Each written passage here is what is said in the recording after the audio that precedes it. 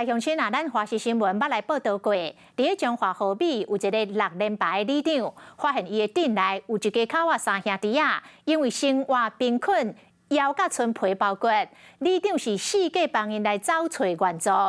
讲这位热心的里长，昨下晡互人发现倒伫个田里，已经无生命现象，送病院来急救，真遗憾救无倒来。讲真有可能是因为天气伤热，这个里长落田去做是去热着来热死咯，要若无就是熊心惊塌。穿蓝衫、地斗笠的查甫人，伫咧田里无用试试，要穿比人搁较悬的草瓦，徛起来哭落去，就亲像水西讲细玲珑，忝啊，就坐伫咧边仔休困。熊查甫人身体无爽快，后壁一个倒，规身躯软烧烧，倒伫咧田旁边。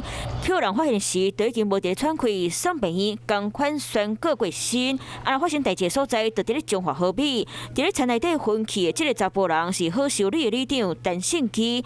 去年伊发现里内一口罩3兄弟，因为生活困苦，剩甲剩一支骨，伊人真好心，甲因斗3工，互因得到救助。我来消毒好啊。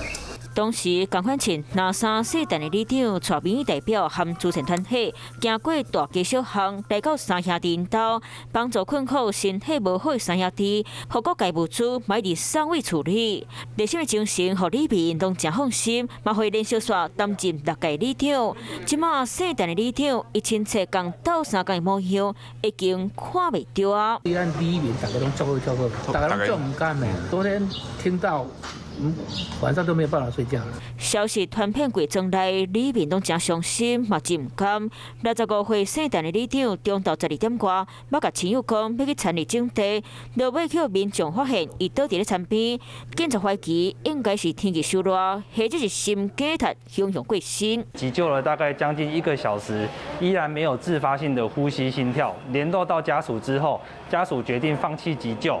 但里长是安怎死，还个等法医验尸厘清。啊，里长这个会关府民政处讲，会去依法办理补选。